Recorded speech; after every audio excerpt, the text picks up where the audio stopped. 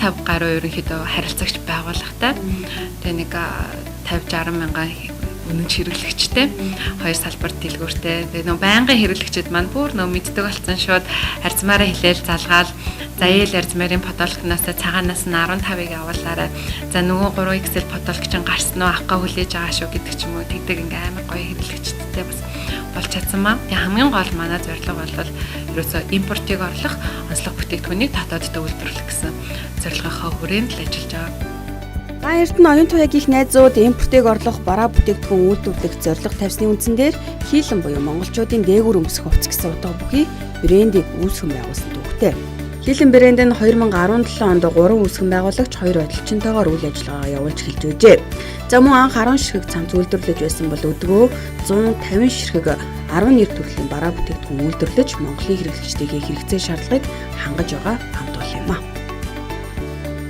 Одоо бол манайх өдөртөө 150 орчим ширхэг бүтээгдэхүүн үйлдвэрлэх хүчин чадалтай 8 үндсэн ажилтнтай, дээрээс нь бас гэрээд баялжуудтайгаар үйл ажиллагаа явуулж байгаа.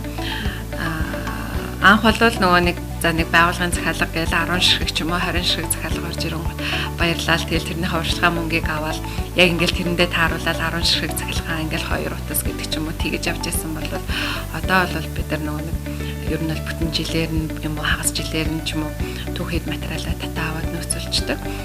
Тим хэмжээнд хүрсэн байгаа. За бүтээгдэхүүний хувьд бол за подвалк, поло, дээрээс нь хантаац, бомбер гэх мэт 10 гаруй нэр төрлийн бүтээгдэхүүн үйлдвэрлэдэг болсон байгаа. Хоёр салбарт дэлгүүртэй. Аливаа ажлыг амжилттай авч явахын тулд уйггүй хөдөлмөр хичээл зүтгэж шаардлагатай.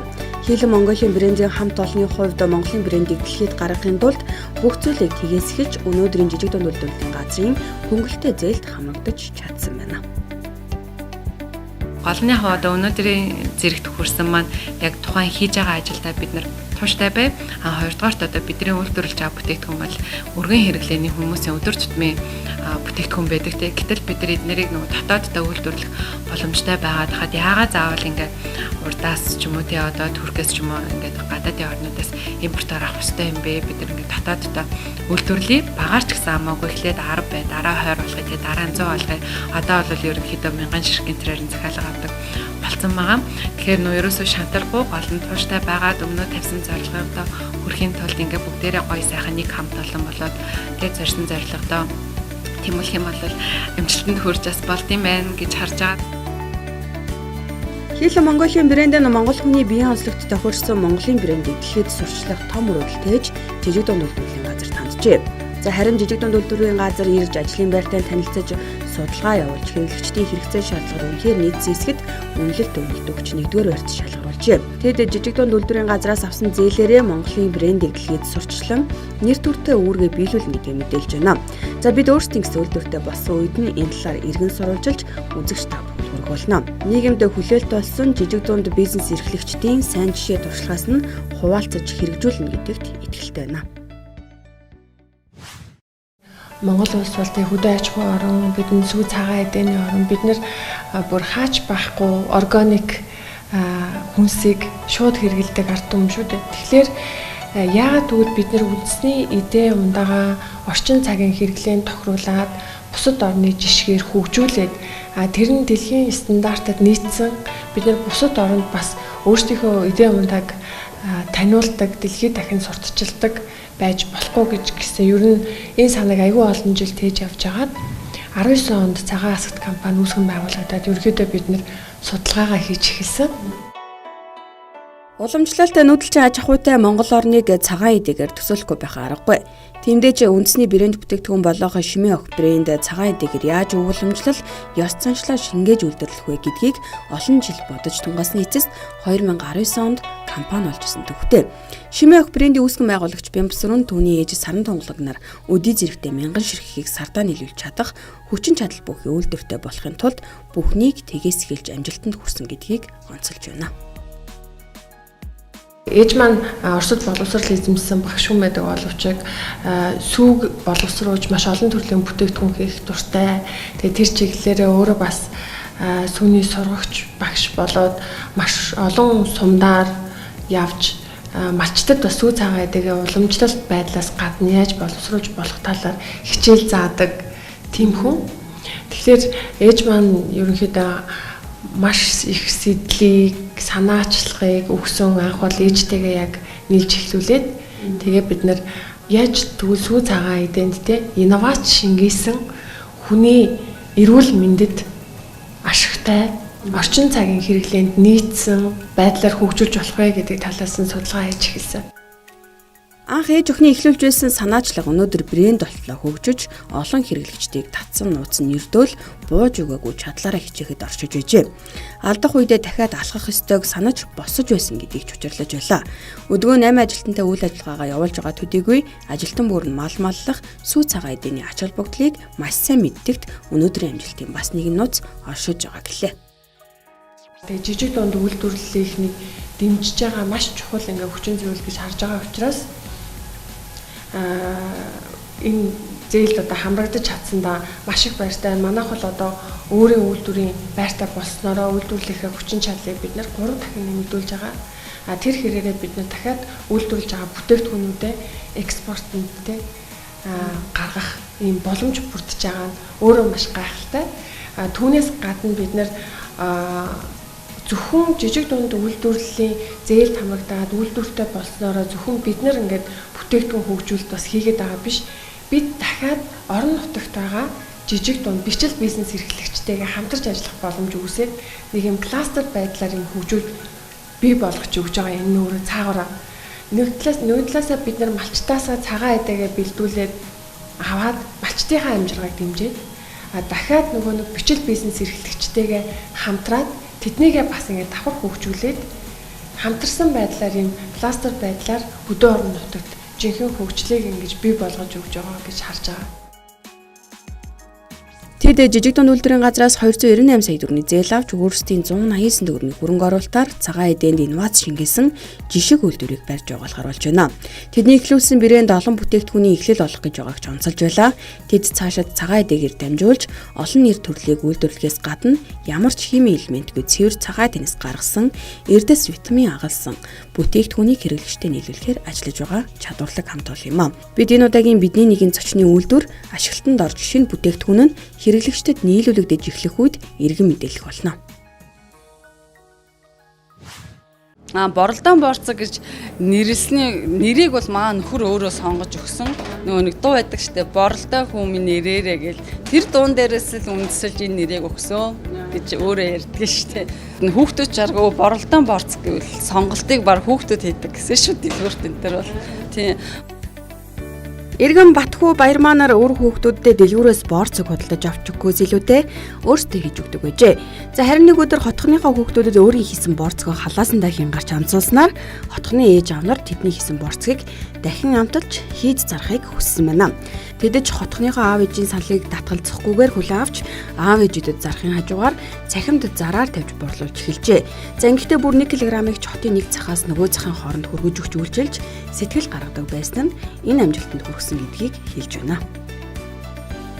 Тэгэхээр бас хотхныхаа ээжүүдэд анх зарснаар бараг бүхэн зарж эхлэх үндэс болсон байна. Тэгсэн эхний ээлжинд ээжүүд Яаж хийж авсан бэ? эхний ээлжинд нөгөө манай борцноос амс гээл нөгөө хүүхдүүдэнд бариулаад 1-2-оор нь бариулаад орно штэ. Тэгэнгүүт маргааш нь дахиж гарч ирчээд хүү нөгөө борцноос өгөөч манай хүүхдүүд амар туртаа идээд байна гэл. Тэгээд нэг за чи хийдэг юм чи надаа нэг хилийг хийгээд өгч 2 хилийг хийгээд өгч гэх. Тэгэл ер нь тэндээс л ихний санаа маань төрж эхэлсэн дээ. Шар тосонд зурсан амтд борцгийг гэрээр хийж зарж эхэлсэн тэдний эхлэл шарга морьтод ажлын байртаа босноор үргэлжилсэн. За нэг гэрийн хоёр өөрсдөө хийж эхлүүлсэн бичил бизнес олон иргэнийг ажлын байраар хангах эхлэл болно гэж тэд бодог байна. 2 жилийн хугацаанд жижигч гэлтгүй ажлын байртаа болж өдгөө 8 иргэнийг ажилтаа орлоготой болгоод амжижээ. Энэхүү амжилт зорилгоосоо нэг ч удаа ухраагүйтэй холбоотой гэж тэд бахархан ярьж байсан юм а. Мэдээж аливаа зүйлийг эхлэхэд хэцүү байдаг. Гэхдээ нөгөө нэг хүмүүс бизнес хийн ямар нэг юм эхлэнэ гэхээр зэрэг өөрсөндөө амар нөгөө нэг дарамт толгож амар ингээл тоо бодоол тий хийж эхлэхээс өмнө битээ шантраарай л гэж зөвлөмөр байна тий. Бариад үз, оролдоод үз, хийгээд үз. Үнэхээр чи ингээд сэтгэлээ шингээгээд хийсэн юм бол үнэхээр үр дүнд хүрдэг юм байна гэдгийг одоо залуустай уриалмаар. Тэгээд олон залуу гэр бүлүүд одоо бас ингээ урам аваад олон сайхан бизнесийг эхлүүлж одоо жидүүгээс зээл авч бас ингээ яг бидний төвшөнд хүртэл ирж ажиллах байхаа гэж бодож байна ер нь. Жижиг дунд үйлдвэрийн газраас авсан 100 саяын зээлээр жижиг ажлын байраа хөгжүүлж олон нэр төрлийн боролдын борцгийг үйлдвэрлэх боломжийг олгож байгаа гэдгийг товчрлаж байна. Хүүхдүүдэд хийж өгдөг шар тостой амтд борцог үндэсний брэнд болж хөгжинө гэж тэд итгээгүй. Харин тэдэнд уйггүй хөдөлмөр, сэтгэл хоёр маш том дэм болсон гэдгийг тэд бахархалтайгаар ярьж байсан юм а. Үзэгч та бүхэнд бид нэгэн бичил бизнес эрхлэгчийн сайн туршлага, амжилтыг үзүүллээ. Яг спорт хувцсны чиглэлээр дагнсан үйлдвэрлэл орон нутагт ер нь тэр тухайн үед хөгжиж байсан. Тэгээд 2014 онд анх оёдлын жижиг цэхийн үйлдвэрлэлээ эхлээд үйлдвэрлэхээс илүү нөгөө засвар үйлчлэгийн үед те ажлын хувцас ганц нэг захиалгаар ингээд ажиллаа эхлүүлж явж байгаа. 2016 оноос нөгөө ийм зарын дагуу манай нөгөө хөдөлмөр халамжийн хөдөө аж ахуйн газрын мэрэгчлэлтэн маань ийм юу байна. Чи оёдл хийж байгаа ёстой. Энийг ингээд хийх боломж болцоо юу байна гэж санал тавиад тэгээд тэр саналынхаа дагуу хүнтэйгээ холбогдоод тэгээд уулзчихсан. Тэгээ 2016 оноос эхлээд онлайн спорт хувцсны үйлдвэрлэлийн Сүхбаатар аймаг дахь салбарыг хариуцсан ажиллуулж гисэн. Сүхбаатар аймагт брэнд бүтээгдэхүүнүүдийн нэг болоод байгаа Хосотон тунмалт компанийг байгуулахын тулд иргэн номин цэцэг болохоос болохгүй хүртэл зүтгэжээ. Гэрээр ганц нэг спорт хувцс хийж зарж байсан түүний эхлэл өнөөдөр компани алтлаа өргөцсөн байна. Материалаа хэрхэн татах, хаанаас захиалах, юунаас эхлэхээ мэдэхгүй байсан ч уйггүй оролдож хөөцөлдөж явсны хүчинд энэ зэрэгт хүрсэн гэлээ. Сүхбаатар аймаг төдийгүй зэрэгэлдэх аймаг болон цахим захиалгаар хүртэл тус компани хувцсыг захиалах болжээ. Хямд өмтэй олон жилийн настай хувцс үйлдвэрлэж нийлүүлэхийн тулд чадхаас чадахгүй хүртэл явсан гэдгийг тэрээр ярьж байсан юм а. Анх эхэлж байхад нөгөө нэг юу гэж та ганцаараа эхэлж байгаа. Яг нөгөө ингээд үйл ажиллагаа доктортой биш болонгууд хүн чинь ингээд хязээ захиалга орж ирэх үү яах вэ гэж хүлээгээ сууж идэв. Тэгээд миний хамгийн анхны захиалга нөгөө нэг тийм олон хүний хувцас ойно гэж ерөөсө бодож байгаагүй нэг тийм амар олон маасаар ноёд. Тэгээд нэг ганц нэг хувцас л яг тэгэл гараад оёд гаргачихсан шүү дээ. Тэгэл хамгийн анхны захиалга нөгөө боловсролын газрын нэг 7 хүний цамцлал орж ирэл гайхал эхлэв. Чадах болов яах бол гээл. Тэгээ ямар ч байсан тэгэл эхэлсэн тэгээд хийгээд гаргасан тэр хувцсыг одоо болтол манай боловсролын газрын мэрэгчлэлтнүүд өмсөд үйл ажиллагаагаа хийгээ явж байгаа. Саяхан спортын боловсролын газрын спортын наадам дээр бас үйл ажиллагаагаа зохион байгуулж байгаа ажилчид өмсцэн явж лээ. 2013 оноос эхлээ аймагтаа спорт хувцсны брэнд бүтээхийн тулд ийхүү 11 жилийг зарцуулжээ. За тэрээр 2023 онд үйлдвэрлэлээ өргөтгөх хэвлэлтийн машин авах төслийг жижиг дунд үйлдвэрийн газарт хүргүүлжээ. Тэд жижиг дунд үйлдвэрлэлийн сангаас 98.6 сая төгрөгийн зээл авч спорт хувцсны хэвлэлийг хийдэг болсон байна. Одоо тэгэл оёдлын үйлдвэрлэлээс мэдээж хамгийн түрүүнд оёдлын машин.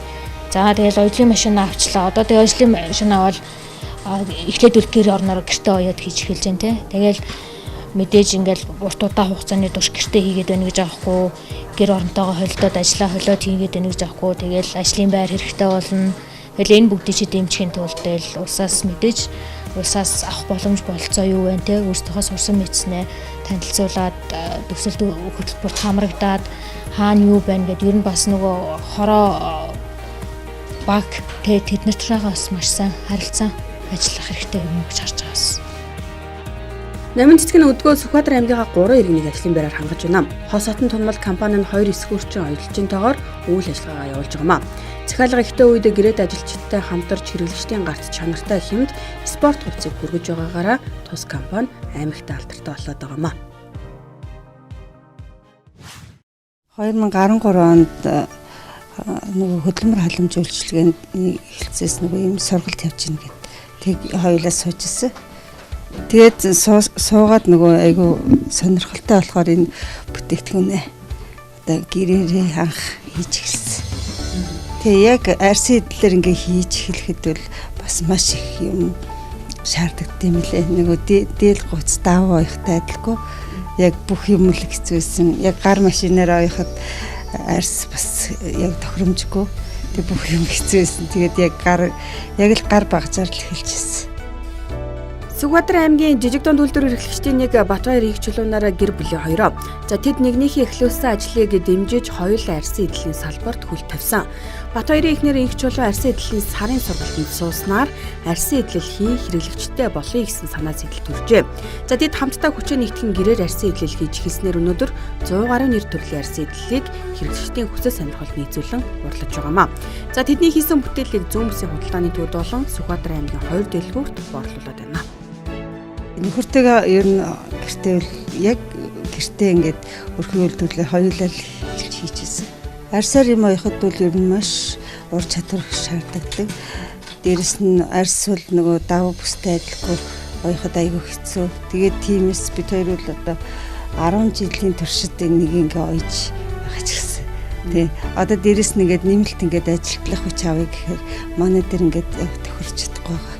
Яг гэвэл нөгөө арьсыг ингээ оёход чинь болохоор нэг гатгац хоёр ингээ гатгаж эргэж ингээ хагцлна гэж юм байдгүй. Шууд л тэрийг шууд л алдаа гаргаж болохгүй. Тэгхийн бэл тэр арьсан дээр ингээ нөхөөсч учраас хагцлдаггүй. Шууд л яг л нэг их нарийн технологийн дагуу л авах шаардлагатай. Нөхрийнхөө менежерийг хийж ирсэн их чулуун 5 хошуу малынхаа буйныг олон түмэнд хүргэж байгаадаа үргэлж баяртай явдаг гинэ. Тэд 2020 оны 12 дугаар сард жижиг дунд үйлдвэрлэлийн сангаас 45 сая төгрөгийн зээлийг авч түрээсийн байраа үйлдвэрлэлийн байртай болгосон нь өнөөдрийн амжилтын бас нэгэн тулгуур болсон гэдгийг ярьж байлаа. Манайх чинь нэлээд олон 100 гаруй нэр төрлийн бүтээгдэхүүн. Тэрнээсээ одоо 3 бүтээгдэхүүнийг ерөөсөө онцолж ингэж авсан байгаа. Нэгдүгээр тэгвэл одоо уул уурхай манай аймагт олон уул уурхай байдаг. Тэрэнд зориулсан нурууны бүс хийхэд бид нэр эрүүл ахуйн шаардлага, стандартын шаардлага тэнд хангасан тийм бүтээгдэхүүн гаргаж иж тэр уул уурхай ажилчдад нийлүүлэх боломжтой учраас энийг яг технологийн шаардлага стандартыг аваад тэр технологийн шаардлагын дагуу одоо үйлдвэрлэж эхэлж байна. Ер нь тэгээд өрхөн үйлдвэрлэл ингээд эхлээд явхад бол биднэрт хамгийн нэгдүгээр толгомддог асуудал бол нөгөө нэг зээл санхүүгийн асуудал байдаг. Банкны зээл бол өндөр хүйтэй богино хугацаатай байдаг болохоор биднэрт бас боломж тийм таатай биш үүдэг. Тэгээд жижиг дунд үйлдвэрлэл бол яг ингээ өрхөн үйлдвэрлэлээсээ явж байгаа хүмүүст бол маш их дэмжлэг болж байна. Бид нар одоо ингээд өрхөөс ахуулаад түрээсийн байраар ингээд явж байлаа. Тэгээд одоо жижиг дундаа хамрагцснаар өөрийн гэсэн ажлын байртай болсон. Тэд Сүхбаатар аймагта брэнд бүтээж нурууны бүс өргөлийн ууд, спорт цүнх, түлхүүрний оцор гэх мэт арьсаар юу л хийж болно тэр бүгдийг урлаж байна. За одоогоор Сүхбаатар аймгийнхаа 591 тогтмол ажлын байраар хангаж хэрэглэгчдэд үнцийн өнгөө алдахгүй бүтээгдэхүүнийг бүрхийг зорж байгаагаа илэрхийлж байсан юм а. За цаашлаад малын үр шимийг хаягдлахгүйгээр ард иргэдтэй хүргэх их үйлсэд хүчин зүтгэн гэдгийг онцлоо. Шинээр нэмж үйлдвэрлэл хийх гэж байгаа хүмүүс бол одоо шантрахгүй сайн явдаг шүү л гэж хэлээ дээ. Ер нь тэгээд олон уналттай олон тал байгаа шүү дээ. Одоо уналттай хажуугаар босч ирнэ. Унчиж босч ирнэ шүү дээ, тий. Тэрэн дээр өөрөө яаж босч ирэхээ л өөрөө одоо өөртөө л ажиллах ч гэдэг юм уу. Одоо маркетинга зөв хийх ч гэдэг юм уу. Тиймэрхүү асуудлууд байдаг ахал та. Иргэн Болормоо 2000-аас 2009 онд нарийн бовны чиглэлээр Улаанбаатар хотод суралцжээ. Сурч мэдсэн зүйлээрээ аймаг орон нутагта ихийг гэж бүтэе гэсэн хүсэл тэмүүлэлээр Хинтээ аймагт ирж ажилласан байна. Түүнд нарийн бовны үйлдвэрлэл эрхлэх түрээсийн байр олдоогүй учраас гэрээр үйлдвэрлэлээ эхэлж байжээ. За тэрээр хүсэл зориг хичээл зүтгэлийнхээ үр дүнд нарийн бовны үйлдвэрлэлийнхээ ашгаар өөрийн гэсэн түрээсийн байртай болсноор түүний бизнес улам хөгжих эхлэл тавигдсан байна. Тэд бол 2-3 төрлийн нарийн бовтой тэгээд ингээд хийж байгаа. Тэгээд өргөжсөөр одоо манай 21 төрлийн бүтээгдэхүүн үйлдвэрлэж байгаа. Анх би бол ингээд нэг Улаанбаатар хотод үйлдвэрт мастер хийжсэн байхгүй. Тэгээд мастер хийж байгаад би одоо нөгөө нарийн бовч сурсан байгаа. Тэгээд сурсан болохоор би энд ингээд өөрөө би тааж орон нутагтаа ирж ажилласан юм аа. Ийхүү 2012 онд хаан түшиг нарийн бовны цех нөмрөг алтай компани болон өргөжөж 18 хүнийг ажлын байраар хангаж чадхуй хэмжээнд хүрчээ. Одоо өдөртөө 21 төрлийн бүтээгдэхүүнийг 350 гаруй кг гурилаар үйлдвэрлэн борлуулж байгаа юм байна. За үүнээс гадна Хинтээ аймгийнхаа ерхий боловсролын сургуулийн сурагчдын үдийн цэний хөтөлбөрт нарийн бов нийлүүлж байна. Мэдээж энэ зээлийг авахдаа бол тодорхой төсөл бичиж одоо тэгээ бас үүрэгтэй авсан байгаа. Тэгээ үүргийнхээ дагуу бид хэд бол одоо хамгийн түрүүний ээлжинд бол манайх нөгөө талх нарийн бовнд бол нөгөө стандартд нийцсэн ууц баглаа энийг хийлгэж байгаа. Угаасаа манайх бол ер нь бол ууц савтай л да. Тэгээд дахиад дээрэс нь одоо энийхээ том жижиг грамаар бас грамын хэмжээтэй нэг сав баглаа утандаа. Тэгээд бас бид нар бас энэ зах зээл өрсөлдөх чадвараа ахиулах гэж одоо ингэ санхүүжилт авсан байгаа. Тэрээр жижиг дунд үйлдвэрийн газраас зээл хөөсөж цаашдын үйл ажиллагаагаа улам өргөжүүлж аймгийнхаа олон иргэнийг ажлын байраар хангах зорилготой ажиллаж байгаа юм байна.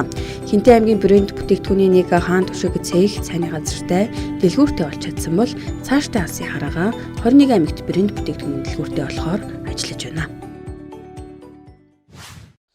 За манайх одоо эхнэр бит хоёр энэ аймагт амьдарч ажиллахаар ирээд тэгээд одоо хоёлаа энд санаа нийлээд нэг юм нарийн бовны цех хий гэж анх гэрээрээ бид нар эхэлсэн байгаа. Гэртээ зүгээр жижиг декоунд эхэлсэн. Тэгээд эхнэр маань яг энэ үйл ажиллагааг цаашаагаа өргөжүүлж авч явахын тулд маш их хөдөлмөрлсөндөө тэгээд бит хоёрын алсын хараа зорилго болвол ерөөсөө энэ зүүн аймагуд болоод цаашаагаа бүр олон аймагуудад ийм салбаруудтай болох юмсан гэсэн хүсэлтэй байгаа. Олон хүмүүст бас энэ нарийн бовны талаар мэдлэг мэдээлэл өгөх юмсан олон хүмүүсийг бас ажилтай байлгах юмсан гэж хүсэж байгаа учраас энэ бизнесийг анх эхэлсэн байна. 2017 оноос эхэлсэн тэдний бизнес гэрээр хэдэн килограмм боорцог үйлдвэрлэхээс эхэлж байжээ. Гэрээр хийж байсан бизнес нь түрээсийн барьт үйлдвэрлэх боломж өргөжөөд цаашлаад ийх үйлдвэртэй болоход хүргэсэн байна. Өөрсдийнх нь үйлдвэрлэсэн боорцог зарагдахгүй хаагур зарах, хинтээ яаж холбогдоод шинэ хамсуулж хэрэглэгчтэй татах вэ гэх мэт олон төрлийн асуудал тулгарч байсан ч тэд бууж өгөөгүй өнөөдрийг хүрсэн байна.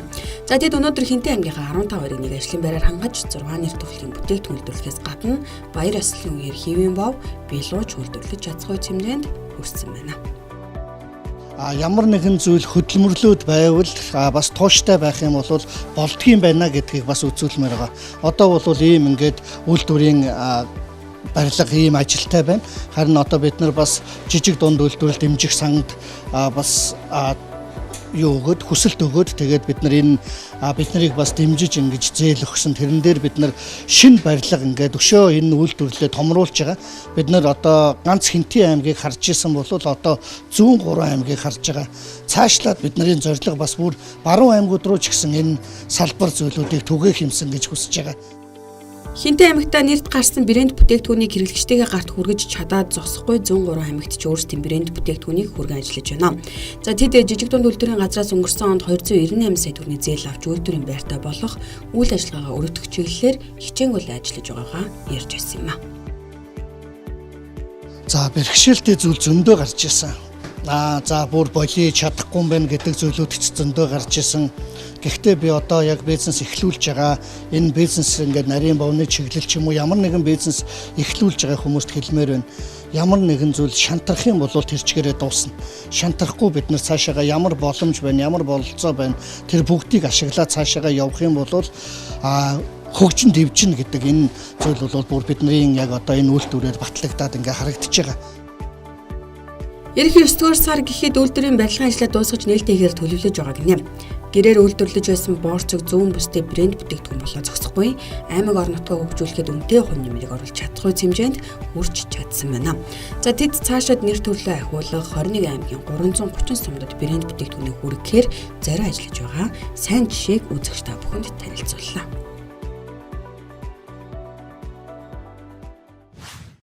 Ер нь битээр хөдөө явж амьдрна гэдэг байсан. Тэгээд тэрэн дээрээ хөдөөнөө хүмүүст хэрэгтэй зүйлийг хийхийг ер нь айгүй бас боддог байсан байхгүй юу. Тэгээд ажлын байраар хангаад өөрсдийн гэсэн хувийн фирмтэй болъё л гэж бодсон да.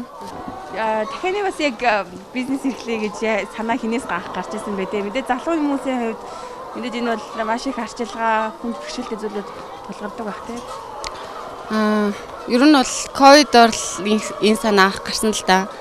Манай хүн анх хоёулаа өндөгний ферм хөдөө явж хийгээл тэгэл тэрнээс хойш 21 оноос хойш судалж агаад нодлон 23 оны 4 сард анх Хинтээ аймагт шилжиж ирээд 7 сараас эхлээд үйл ажиллагаа маань эхлээд явагдсан байна.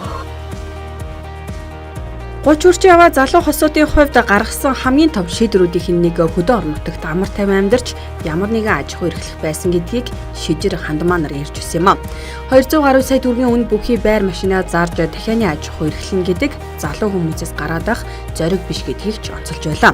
Жилийн хугацаанд ихлүүлсэн тэдний энэ амжилт чамгүй их зүйлийг ойлгуулж чаджээ. Дахиад тижээж үр шимийг нь хүртэж томоохон үйлдвэртэй болно гэсэн тэдний хүслийг хоёр талын аав ээжүүд нь тийм сайн хүлээж аваагүй байна. Гагцхүү өргөх тусгаарлаж өөрсдийн гараар бүхнийг бүтээн гэсэн тэдний мөрөөдөл энд биелэлээ олно гэж итгэж чаджээ. Тэр чин жирэмсэн энд ирээд тэгээд яг манай охин бүр дахиад байгаа зэрэгцээд төрсөн. Өглөө нь дахиад аав нь авчраад тэгэл орой шөнө нь битээр төрсөн баггүй. Одоо 9 сартай. Тэгээд хүүхдээж хараад дахиад руугаач орж ажиллаа гээл. Ер нь бол мэдээж ямар ч зүйл хэлэхэд тийм амархан байдаггүй, хэцүү байгаа. Шантармаар үе зөндөө байгаа. Битээр ч гэсэн тийм үед байсан. Гэхдээ нөгөө тууштай байсны хүчинд хүн заавал өөрөө үеийн хүрддэг гэдгийг одоо байнга өөртөө хэлдэг штэ.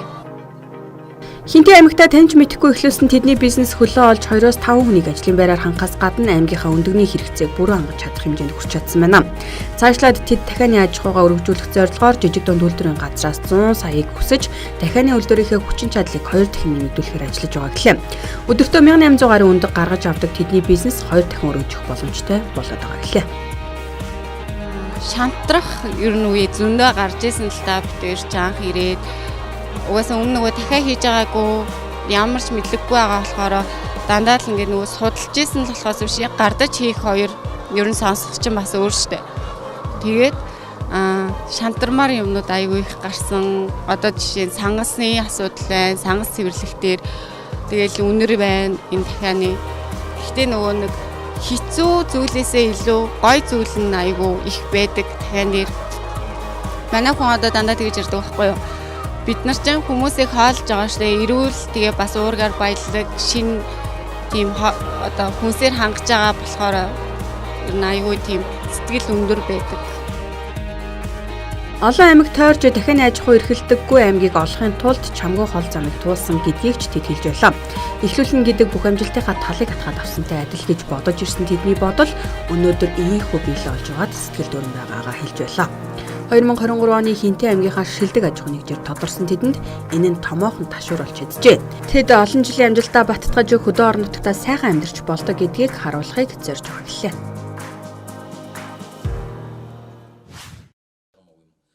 Сараа хилийн цэрэгт ажиллаж амьдарч ирсэн Самдан давждын Монгол улсын иргэн бүрт олгогддог 0.7 га газраа 15 жилийн өмнө өмчлөө авчээ. Газраа авсан цагаас эхлэн тэд мөрөөдлийн хашаа байшингаа бүтээхээр сэтгэл зүтгэл гарган хөдөлмөрлөжээ. Самдан давждын хөдгөө 30 гаруй нэр төрлийн 300 мод хашаанда тарьжээ. За харин тэд тарьсан модноос суулгац гарган ойр хавийнхаа өрхүүдэд тарааж тэрбум мод үндэсний хөдөлгөөнийг дэмжиж байгаагаа илэрхийлж байсан юм а. Бид бол ер нь хонд хар залуугасаа мод тарих тийм хүсэлт хөдлөгдсөн байсан улсууд. За тэр нь бол яагаад вөхөр зэрэг энэ тэнд мод тарих газруудаар их дамжиж ажилласан. Нэгд хоёрд нь болохоор ер нь мод гэдэг бол угаасаа хүний сэтгэлийг хөдөлгөж яадаг маш их чухал эд шүү дээ. Тэгээд энэ Ховд аймгийн Булган суманд бас нэг 5 жил цэргийн алба хаагаад ингээд одоо алба хааж явахдаа тентгийн хүмүүсүүд бол хонд алим жим сургуулдаг. Босод төрлийн хүнсний ногоо тэгээд дээр нь жимс шимсгнийг бол маш хэмжээгээр тарьдаг. Тэгээд тэндээс бол бүр их одоо сэтгэл хондо мод тарих юмсан гэсэн сэтгэлтэй одоо юм байсан. Тэгээд өөрснөө энэ тэнд шилжээд ингээ 3-4 жилээр ажиллаад явцдаг болохоор мод тариад одоо ингээд тогтвор шүүршилтэй ажиллах тийм нөхцөлгүй байсан учраас бид нар бол энийг биелүүлж чадахгүй, мөрөөдлөө биелүүлж чадахгүй яваад байсан хэрэг. Ингээд 2009 онд тэтгэвртэй гарсан. За тэтгэвртэй гарахын өмнөх жил нь буюу 2008 онд энэ өөрийн эзэмшлийн буюу хонд Монгол улсаас иргэддий болгож байсан 007 газрыг одоо аваад тэгээд тэрнийг 2009 онд тэтгэвртэй гарангуудаа одоо мод байшингаа уриал, модоо тариал, хашаагаа уриал ингээд эхэлсэндээ Өөрсөддөө цог өтүүлж ургаж явсан моддоо харж арчилж явж байгаадаа тэд сэтгэл хангалуун байдаг гэдгийг хэлж байлаа. Самдан давждгай, гацуур, нарас, бөөрөлцгөн, алим, саваа, бургас, монос, үхрийнүүд, цэцэрганы мод гээд бүхий л төрлийн модыг хашаанда тарьж ургуулсан байна. За мөн сүүлийн үед дэлхийд ховор тооцогдох мод эмийн ургамал цэцгийг тариалж эхэлсэн байна. Олон жил мод тариад ингээд ирэхээр Монголд ургадаг ердийн моднууд буюу хондо манай орон зогт дасан зогтсон юм моднуудыг ургуулахаас гадна бас одоо ховор нандин тийм мод ургуулах хүсэл бас хөдлөгдөдөг юм байна л да яваанда. Тэгээд бидний нард харагдаж байгаа энэ модыг бол манай хүү ургуулсан юм байна. За энэ мод нь бол бод мод гэдэг мод гэж байгаа. Бурхан багш одоо анх гэгээрхтээ энэ модны дор сууж олон хоног одоо өлөн зүлмөг байж тэгээд гэгээрээ тэгээд одоо төгсийг олсон юм гинлээ. Гэгээрсэн мод учраас одоо бас бурхны шашны газруудад бол одоо дэлгэрэнгээр тарж ургуулахаас гадна маш их ардчилдаг тийм мод гэж. Тэгээд тэрнийг мэдэнгүүтээ манай хөө ерөөсөө энэ модыг ургуулж үзнэ гэдэг одоо үрийг хайсан чинь Оросд бол энэний өр байсан гэж байгаа. Тэгээд Оросоос захиалж аваад 30 ширхэг өр авцраад тэгээд ургуулад 2 жил шахуун носолдоод тэгээд тэрнээс нэг үрийг ургуулсан. Тэгээд тэр нь одоо энэ мод тарж ургуулах нь амархан ч усалгаа байнгын арчилгаа бас чухал гэдгийг онцолж байлаа. 10 см урттай саван мод суулгаж байсан модт нь өөрсдөөс нь өндөр тургаж байгаагийн гол ач холбогдол нь үр хөвгөт шиг асарч байсантай холбоотой гинэ. Тэр ч одоо ийм хэн жоохон байсан. Анх тарж явахдаа би дээрээс нь цэцэг усалдаг цэцгийн саваар усалж энэний чинь бойжулсан шүү дээ.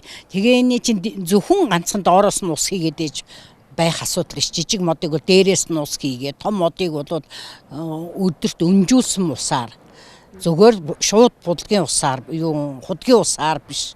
Зүгээр урсж байгаа усаар биш. Усаа сайхан хонуулаад усны савнд хийж хонуулаад тэгээ хонуулсан усаараа энийг шүршиж бас доороос нь услахын хажуугаар дээрээс нь тэр навчирнууд руу сайн шүршиж ургуулж гэж арчлах хэрэгтэй.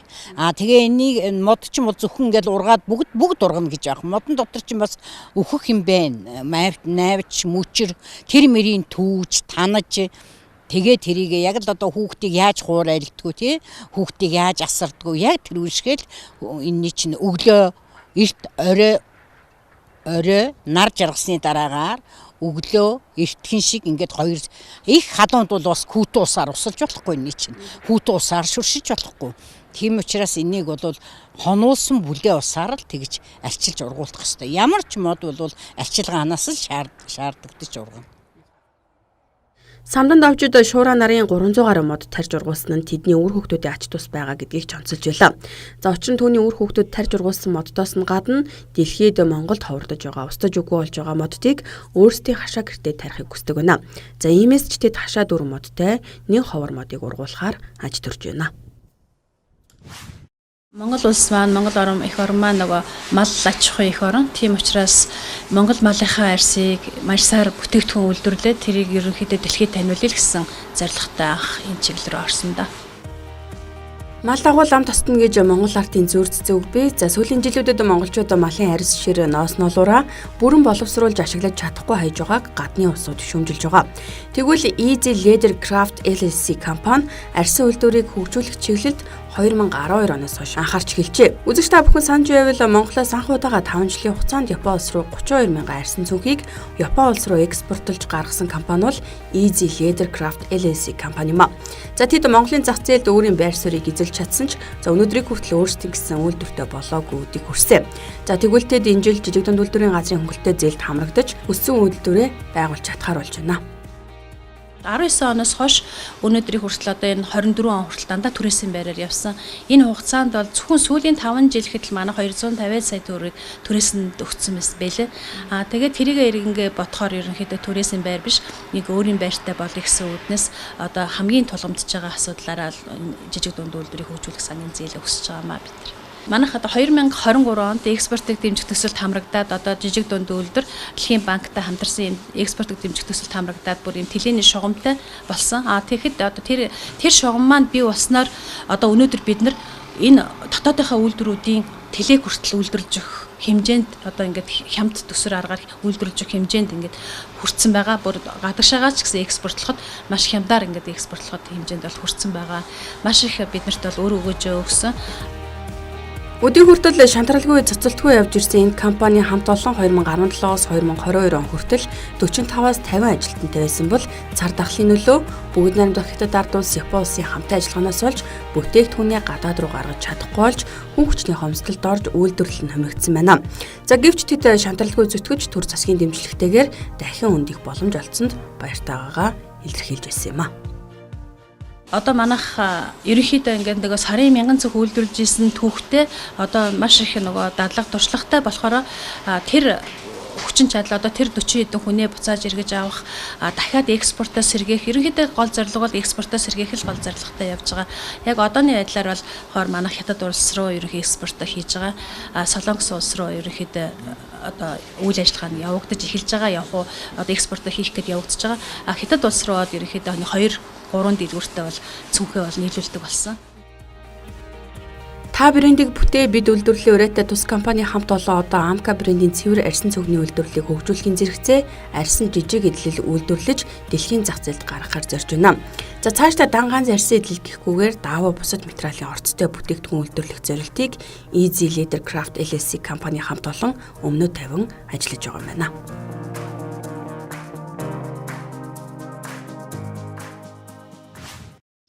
Ягаад гэвэл би өөрөө хинтээ амьд дадлал сумын хүн байгаа.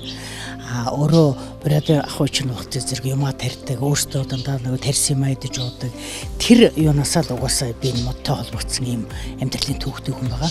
Ягаад гэвэл манай нутагчин дээр үед нөгөө хөрөө араам нөгөө ойжуулт хийдэг ойн ангууд тийм юм манай төвдөж ихвээс учраас бид тэр жоохон хүүхэд байхаас л тэндээ ажилтдаг, тэндээ юмаа нөгөө зэлгээ зулгаарч хийдэг, ажилд ордог жоохон байхаас тэр юунаасаа ер нь анханасаа амьдралынхаа хөвшлийн юунаас эхлээл ерөөсөө энэ ажилтай холбогдсон гэж ойлгодог.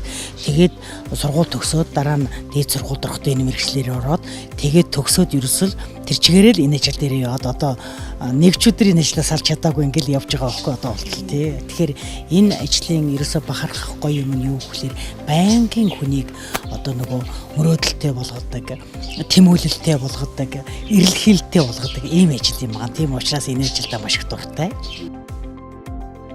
Монгол Улсын хөдөлмөрийн улаан түгийн одоонт Монгол Улсын зөвлөх агрономч Баяр 1981 онд хөдөө аж ахуйн дэд сургуулийг дүүргэж хот цэцэрлэгжүүлэх тристэд үйлдвэрлэлийн инженерээр ажиллаж байгаад ийхүү бүх насаа мод ургуулж, тарьж, үржүүлэх ажилд зориулсан байна.